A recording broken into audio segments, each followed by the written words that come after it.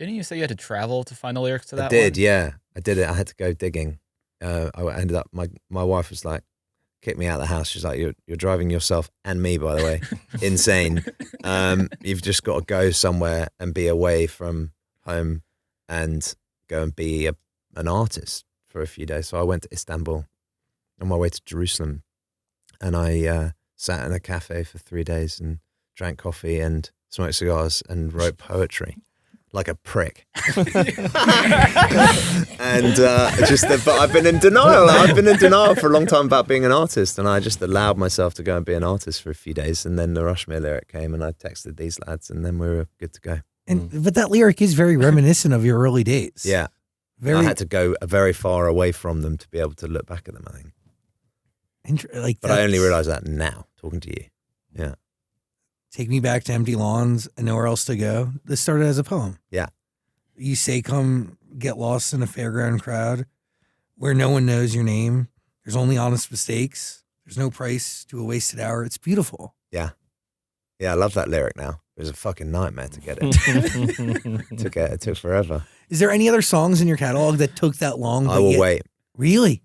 That was a nightmare. Fuck off, really? Yeah, it was a nightmare. And what about that took so long? The lyric took a long time. Yeah. Was it like a go travel, get away, find it, or?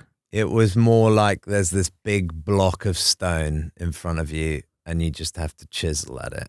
And it was like the chiseling, my arms were getting tired, and one of these lads would come along and chisel, and Marcus Draves would be like, come on, here's the tools, pick them up again. I remember him sitting on the end of my bed in Paris when we were doing the vocals on that song. And there was another day where I was just like, mate, I just don't think I can do this.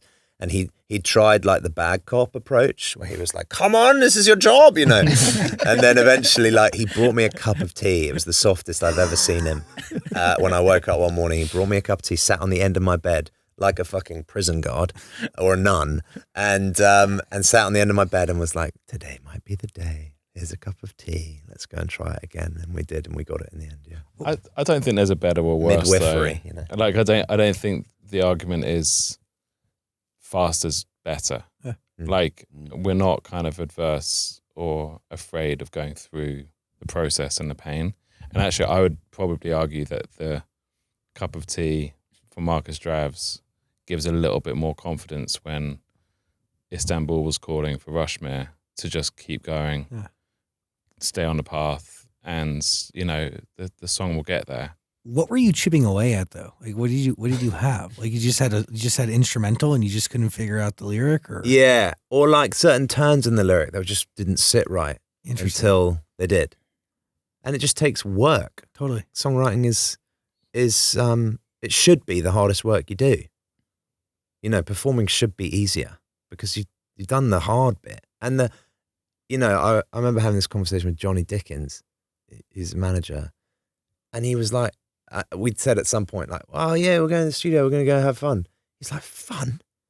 Shouldn't be fun. It should be really hard work until you're done. And then it's fun. But it's like when you're in there, it's like the output should be difficult to get to. If it was like just easy, then A, anyone could do it to any kind of level. And B, you're probably not mining real emotionally connective stuff. Like it should be some sort of rending at points. Not every song has to be like heartbreak. And I believe in songs that are just chill. Like, you know, L.O.L.A. Lola was a lyric that we referenced on this album, on Rushmere, because there were points where Dave was like, don't overthink it. You know, just there's a first thought there that's precious and that has value. Don't belabor it. So there's times where you just go, and that's why they're all different, you know. But there's also times when you want to be like, this should be a bit painful to get to the real thing, you know.